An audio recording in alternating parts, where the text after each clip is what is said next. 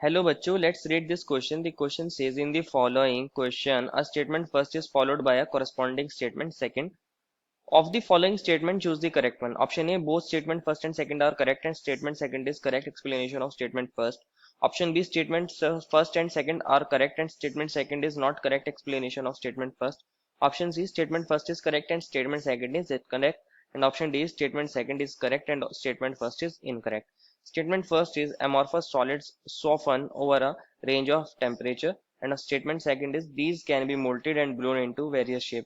बच्चों इस क्वेश्चन के अंदर हमें दो स्टेटमेंट्स दी गई हैं और हमसे पूछा गया है इनमें से स्टेटमेंट कौन सी सही होगी। अगर दोनों सही होंगी तो क्या सेकंड स्टेटमेंट करेक्ट एक्सप्लेनेशन है स्टेटमेंट नंबर फर्स्ट का।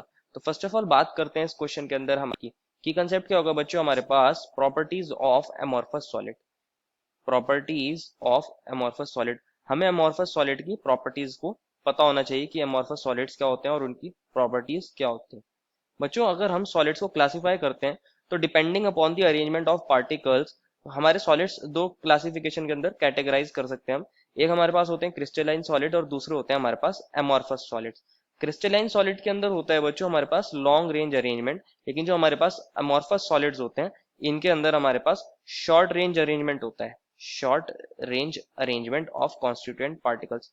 शॉर्ट रेंज अरेंजमेंट होने की वजह से शॉर्ट रेंज अरेंजमेंट होने की वजह से क्या होता है बच्चों, ये एक पर्टिकुलर टेम्परेचर पर मेल्ट नहीं होते, ये एक रेंज के अंदर मेल्ट होते हैं। इनकी एक मेल्टिंग रेंज होती है, एक पर्टिकुलर टेम्परेचर पे ये मेल्ट नहीं होते और इजीली सॉफ्ट हो जाते हैं। अगर आप इनको थोड़ा सा टेम्परेचर इंक्रीज करते हो तो ये इजीली सॉफ्ट हो जाते हैं।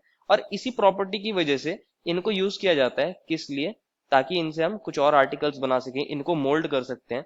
इनकी हेल्प से हम कुछ और बना सकते हैं। लाइक प्लास्टिक है, प्लास्टिक को आप मोल्ड करके टॉयज बना सकते हो, वाटर बॉटल बना सकते हो।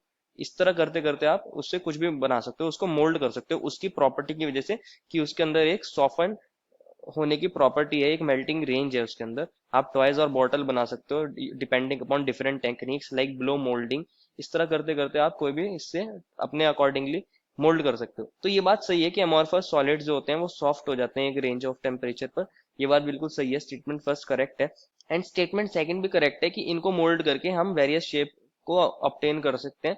लेकिन एक चीज इंपॉर्टेंट है बच्चों, क्योंकि स्टेटमेंट फर्स्ट करेक्ट है इसलिए हम इनको मोल्ड कर पा रहे हैं, इसलिए सेकंड स्टेटमेंट करेक्ट है। स्टेटमेंट नंबर सेकंड की वजह से ऐसा नहीं है कि स्टेटमेंट फर्स्ट करेक्ट होगी। दैट मीन्स एमॉर्फस सॉलिड ये सॉफ्ट हो जाते हैं इसलिए इनको मोल्ड करना इजी होता है।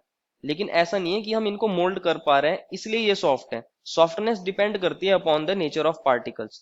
क्योंकि इसके अंदर शॉर्ट रेंज अरेंजमेंट है इस वजह से ये इजीली सॉफ्ट हो रहे हैं, ना कि इस वजह से कि ये मोल्ड हो सकते हैं। Therefore statement first and second both are correct, लेकिन statement second is not correct explanation of statement number first. Therefore the final answer is option number B. I hope you understood it well and best of luck.